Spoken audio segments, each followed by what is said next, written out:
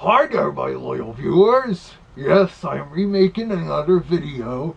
Well, it's an improvement over the old one, featuring my new look. Better picture quality, too. I have another pretty interesting record of sorts, and this time it isn't a Three Little Pigs related one, but it's still pretty rare, and I think it was one of Disney's final read-along releases on vinyl. Yep, a read-along version of The Great Mouse Detective, Disney's 26th animated classic, and one of the more underappreciated ones, too, near the end of their dark era. I'm filming this due to today marking the 30th anniversary of this great film. Hard to believe it's been so long now. By the time the Disney Renaissance rolled around, Disney Records had abandoned using vinyl and had switched over to CDs and tapes. In fact, on the back of this, the company was now called Disneyland Vista Records and Tapes. As you may notice, the back is also a bit different from the late 70s and early 80s releases. It now basically says here, word for word story narration, colorful illustrations, large, easy to read type, bright, happy music, favorite character voices, yeah right, and authentic sound effects. However, some of those earlier titles, some of the earlier ones, it just had a single narrator like Robbie Lester reading the entire story on one side, were still available in 1986. Like some of those generic fairy tale adaptations, or The Seven Dwarfs and Their Diamond Line, Mickey Mouse Brave Little Tailor, and Thumper's Race. And even the Aristocats wasn't updated until it came to cassette. And yes, I'm aware of the fake connection there. Meet a wealthy duchess and her 3 adorable kittens. Why should you be first? Because I'm a lady, that's why. You're not a lady. You're nothing but a sister. Alright, that's enough. But this time we're dealing with the real thing. All the pictures in this book are actual screenshots from the movie, as during the 80s, many Disney movie read-alongs did this for added authenticity, especially for live-action titles like their Star Wars read-alongs in the early 80s. But the sound is quite different from the actual movie. Aside from the theme, it has pretty much none of Henry Mancini's music, and it's basically a sound-alike musical soundtrack of some sort. Well, it's not too bad. The late Laurie Main of the 80s and 90s Winnie the Pooh productions narrates. And then there are the voices. Basil and Dawson have their original voices, but everyone else was recast, even Ratigan. The famous Disney voice actor Corey Burton does Ratigan's voice. And it does sound a bit like Vincent Price at times, and at other times it doesn't. Many read-along adaptations of Disney's movies prior to the end of the 80s use substitute voice actors. I think the last one to do so was the Oliver and Company read-along. At least the sound effects are the same, unlike when our old rival Warner Brothers Cartoons did an awful rip-off of this movie on the What's New Scooby-Doo episode The Vampire Strikes Back. But anyways, let's listen to this record before I suddenly start trash-talking Merlin the Magic Mouse or something.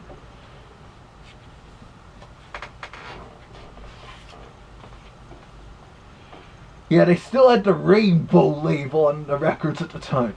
Look how it's got Olivia Flaversham on the label of the disc, too. Maybe it needed more kid appeal.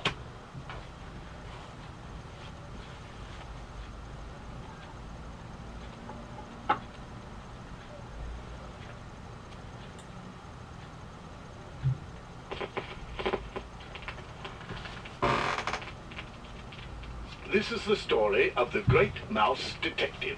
You can read along with me in your book. You will know it is time to turn the page when you hear the chimes ring, like this. Yep, the same chime ringing sound, too. Let's begin now.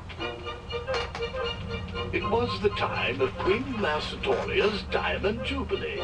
Inside a London toy shop, Olivia Flaversham and her father were celebrating Olivia's birthday. Olivia, I made this. That's Mr. Flaversham's voice? He sounds like a Fraggle imitating a Scottish accent. A shame they couldn't get the late Alan Young to do the voice on this. Thank you, Father. It's beautiful.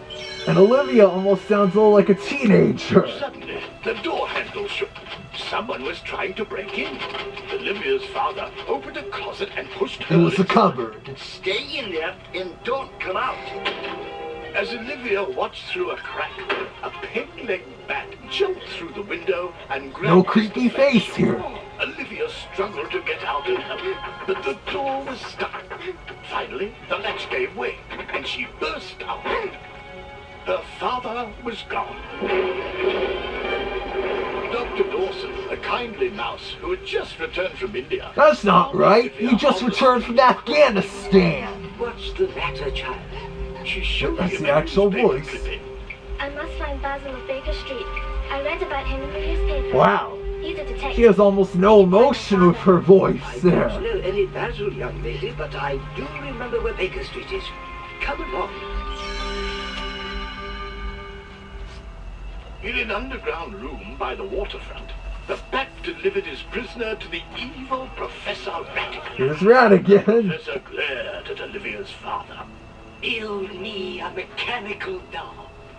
If you fail, I will ring this bell. to At times call he my sounds a little like a crazed Ludwig von Drake or She something. just loves mice. He turned to the bat and handed him a sheet of paper. Fidget, here's a list of what we need. And this time, bring me the girl. Fidget sounds like he's voiced by Frank Welker here. The great detective introduced himself to Dr. This Dawson. picture's actually from the end of the Turned to movie. Olivia. Did the bat who took your father have a broken wing? Instead of crippled wing in the original. But he had a peg leg. Aha! That was Fidget. He works for Professor Ratigan, the most evil. He doesn't genius really of ham it up and as my much as he greatest did in the movie. Just then, a shadow passed over the window, and Olivia gasped. Look, Mr. Basil. There he is now. That wasn't as good. She just screamed in the movie, and it was effective Leaving a enough. trail of footprints. Dawson picked up a hat lying in the snow. The snow? It was raining in this movie. Did you hear the thunder earlier? But first, we must get Toby. Yeah, it took place in the summertime, too. Leading into the living room of his neighbor, Sherlock Holmes. Yep. Here, Toby, we have a case. A giant hound came bounding up. He rolled over. In fact, the narrator here, Laurie Main, actually voiced Dr. Watson in this movie. Mr. Basil, I think Toby is taken. While they used the recording of Basil Rathbone for Sherlock Holmes. That's it, boy. Now follow that bat. Toby tracked Fidget's scent to a darkened toy store, and the three mice crept inside. Basil looked around curiously. The toy soldiers are missing their uniforms. Ratigan must be up to something. Duh. Unseen by Basil, Fidget wound the key to a knight on horseback, and it galloped towards them. As Basil This music cue was used on a lot of 80s and early 90s read-alongs, including the non-Disney titles. looked on in horror. Basil, he has the girl. Basil Frank Welker again. But he was too late. Fidget escaped through the roof with his prisoner. Fidget carried Olivia to Ratigan's hideout and put her inside a large pocket. Professor cackled. I have your daughter, Flavisham. Now finish your task without delay. That sounded a lot like Ratigan Professor settled Ludwig into von a Drake. throne-like chair. Fidget, my plan takes place tonight. I shall soon. Yeah, Ratigan's still on the Disney Villa Bowling League. Well, he's a little too small to kind of play Back at the properly. toy shop, Dawson discovered a scrap of paper that Fidget had dropped. Basil examined it with glee. This is precisely what we need, Dawson. Back to Baker Street. At his flat, Basil looked at the paper with a magnifying glass. I can tell The that flat this is the note was British written term in a for an seedy apartment. pub near the waterfront. If we go there, perhaps we can find Ratigan's hideout. Disguised as sailors, Rather Basil cheaply, and too. Dawson sauntered into the Rat Trap Saloon. Basil stepped up to the bar. We're looking for an old friend of mine. Maybe you know him. Goes by the name of Ratigan. He didn't even disguise his voice with that gruff Cockney accent. The bar and disappeared. Basil vaulted over the bar. Dawson, follow me. They climbed down into the dank sewers beneath the saloon. Dawson felt his way along the corridor. My word, Basil, it's dark. I can barely see where we're going. The sewer turned sharply and ended in a grate that looked into a wine cellar. Basil grasped Dawson's shoulder. We found it. Ratigan's secret hideout. Basil and Dawson opened the grate and crept into the room. There, imprisoned in the bottle, was Olivia. Oh, really? Basil started to pull out the cork. We'll get you out of there. Suddenly, the figure in the bottle turned, grinning. It wasn't Olivia, it was Fidget. Frank Walker made it sound kind of like Stripe from Gremlins. Ratigan sneered triumphantly. I see you stumbled into my trap, Basil.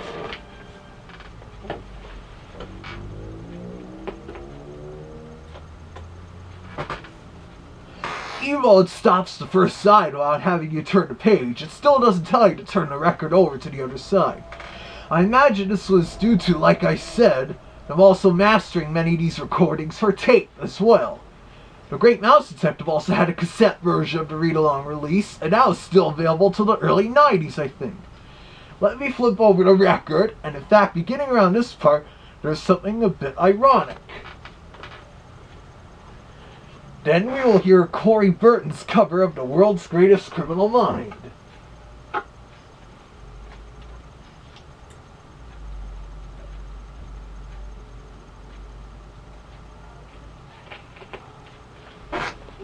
Ratigan tied Basil and Dawson onto a mousetrap.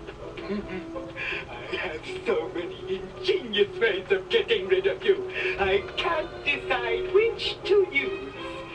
So I'll use them all.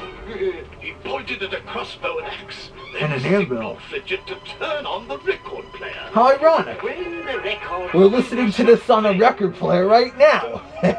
Except mine's a more modern model than the old hand crank gramophone Ratigan used in the movie. Ratigan smiled wickedly. Excuse me.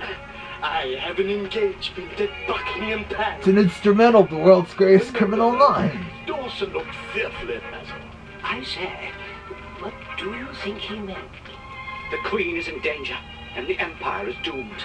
There's nothing we can do. Ratigan was too clever for me this time. He doesn't sound as grim as he did in the movie there. Must think of something. You're Basil of Baker Street. Basil eyed the trap, and his face lit up. We'll set it off ourselves. If we time this just He right, did it a little differently we can than that in escape. the movie. He and Dawson reached for the triggering device. The record ended, starting a In chain the middle of the reaction. song? Now, Dawson, now! They released the trigger, springing a metal ball at the weapon. The crossbow fired, and the axe came down. But instead of killing them, Yep, the old Disney wood crash effect. right between And the Basil gunshot, and too. Dawson. They were free.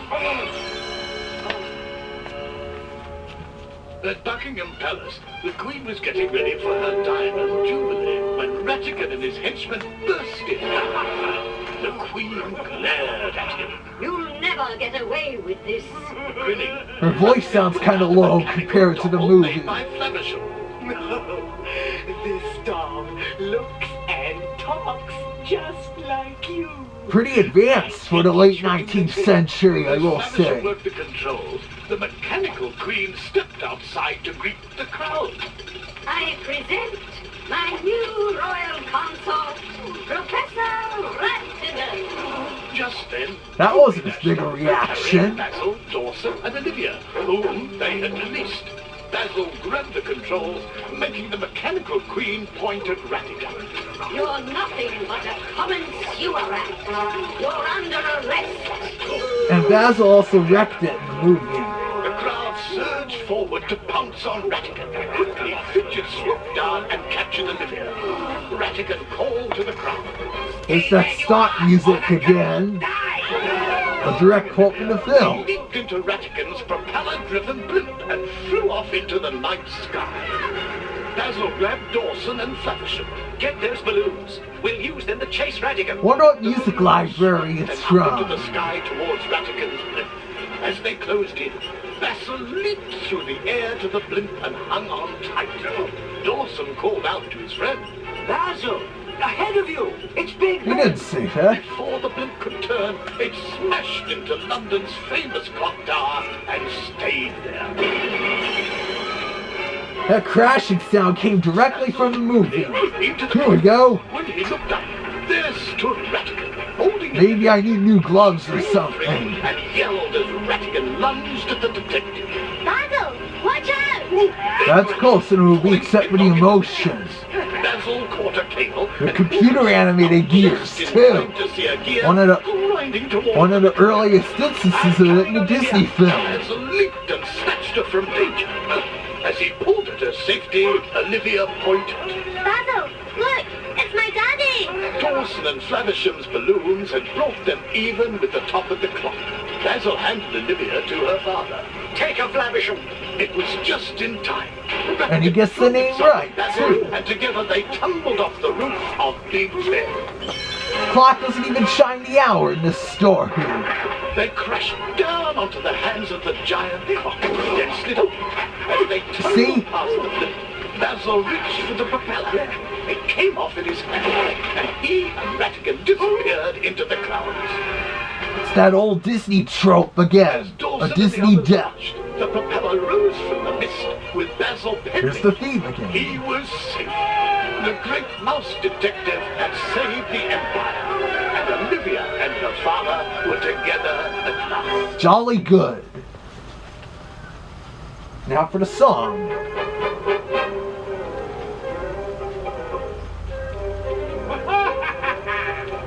From the plane that brought the Big Ben caper, the head that made headlines in every newspaper, by scampering up and tampering with Here's some lyrics not in the film. And becoming a myth. Now comes the real tour de force. Tricky and wicked, of course. The Big Ben crime was fine for its time, but now that I'm back again. an even grimmer plot has been simmering In my great criminal brain. Even meaner, you mean it. Worse than the widows and orphans you Surprised they left those lyrics in. The sing-along version cut them out. Oh, Ratigan! Oh, Ratigan! The rest fall behind. To Ratigan, to Ratigan, the world's greatest criminal mind. Thank you. Hey, I can't resist villain songs sometimes. when they forget More new lyrics. guide me. This cruel and unusual gift that's inside me does wondrous things like the Tower Bridge. Well, except this part. Cunning display that made London go sob, picking them off one by one, picking them off just for fun. Such privilege, my view from the bridge, as all of them bobbed and sang. Thinking of what looked like if Ludwig von Drake sang this. Catching some much more unnatural things. Even louder, we'll shout it.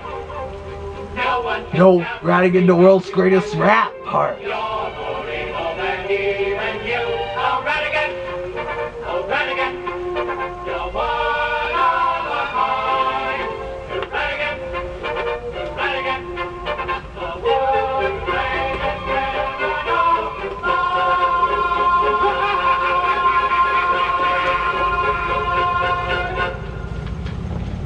Right?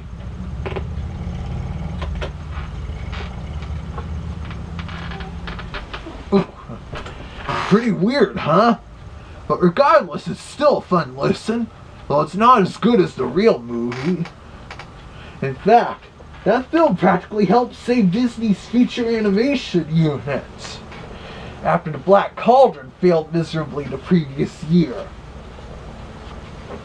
It's also kind of odd how, aside from this read-along, Disney always put very little merchandising behind The Great Mouse Detective.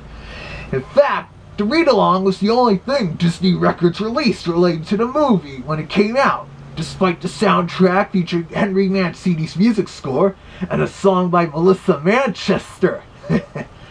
They cut that part out in this too, in The Big Riot. It wasn't until 1992, though, when a soundtrack album was finally released on cassette and compact disc. unusually by Vista Records, instead of on Disney's own label. They also released the soundtrack to The Black Cauldron in the mid-80s, so I don't know what was going on there. Again, I urge you to stay tuned to this channel. What will the next audio review be? Only time will tell.